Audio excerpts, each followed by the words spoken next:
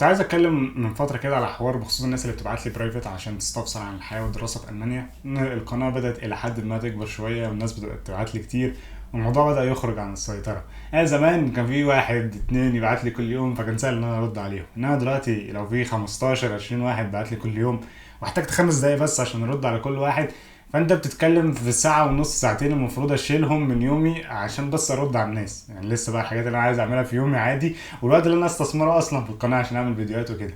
فالموضوع بقى صعب ان انا ارد على كل الناس، فعشان الناس تبقى فاهمة الدنيا ماشية ازاي، وعشان الترانسبيرنسي والوضوح اللي انا بحاول اوصله من ساعة ما بدأت القناة، انا دلوقتي مدي اولويه للناس اللي حجزت او ناويه تحجز على الموقع بتاعي هجره دوت تك. اتكلمنا عن الموضوع ده قبل كده.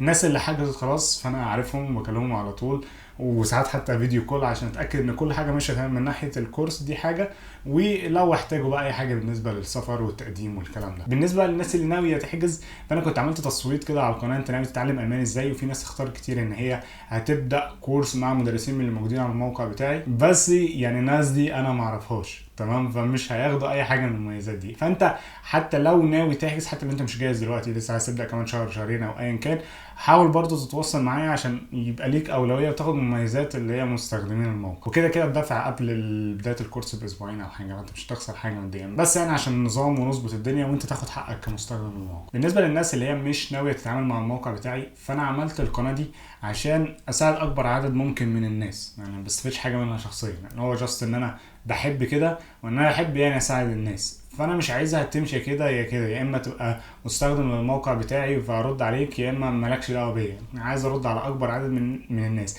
مش هقدر ارد على كل الناس ده اكيد، بس انت حاول تساعدني شويه. يعني بلاش مسجات اللي هي ايه ريكورد 4 دقايق تحكي فيه قصه كبيره، او المسج اللي هي 20 30 سطر وبتبقى اغلبها كمان تفاصيل ملهاش علاقه بالسؤال اللي انت هتساله في الاخر. عندك نقطة قولها وخلاص. انا عندك كذا سؤال، 3 4 مسجات، كل مسج سطر او سطرين، هقراها في نص دقيقة، هرد عليك في نص دقيقة، الموضوع كله يبقى خلص، ويبقى انا ما ضيعتش وقتي وانت استفدت والكل مبسوط. تاني حاجة، بلاش مسجات من نوعية ايه انا ناوي ادرس في المانيا، اعمل ايه الخطوات، قول لي ادرس ازاي، قول لي اعمل ايه، قول لي الخطوات حاجة حاجة. فيعني لو انت مكسل ان انت تقرا حاجه ولا تتفرج على فيديو، المفروض ليه انا اضيع وقت انا كمان واقعد بقى احكي لك قصه تاريخ السفر لالمانيا؟ يعني لو انت مش عايز تضيع حاجه من وقتك خالص، فانا ليه اضيع وقتي انا كمان؟ تمام، يعني هل انت وقتك اهم من وقتي؟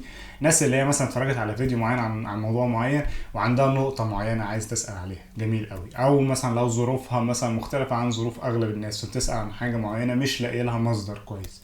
انما ما تبقاش انت مستسهل ان هو لا انا ما ضيعش وقتي وما اوجعش دماغي واسال بقى على كل حاجه وخلاص، تمام، رغم ان هي مثلا اكون عامل فيديو كامل عن موضوع معين ويديني وقتي عقبال ما ارد عليك. يعني في ناس بعتها لي مثلا وبعدها مثلا بساعه ولا ساعتين تقعد تبعت علامات استفهام. طب يا جماعه، يعني انت في مثلا 10 غيركم سألوا النهارده، يعني فاهم الموضوع صعب شويه. وخليك ناقص للناس، فاهم؟ برضو الناس اللي هي تسال وما ردش عليها وتيجي بقى اليوم اللي بعدها، او ممكن ما تستناش اليوم اللي بعدها، حتى تيجي يومها بالليل ويلا انتوا بتقعدوا تقولوا لنا مش عارف ايه واسالوا ما بتردوش على حد واللي يشتم وهكذا. انت ما حدش مطالب ان هو يساعدك. في ناس فاكره ان الناس تساعدها ده حق من هو، المفروض الواحد يطلع من طريقه ويضيع وقته عشان لازم ان هو يساعدك. الناس بتساعدك عشان هي حابه ان هي تاخد بايديك، تمام، فانت ما تاخدوش يعني اللي هو حق من هو. خليك نايس للناس واشكر الناس لو قدمت لك المساعده. لو مش في مقدرتها خلاص كمل حياتك وشوف انت هتعمل ايه وخلاص. في النهايه بالتوفيق للجميع، اشوفكم في الفيديو اللي جاي. سلام.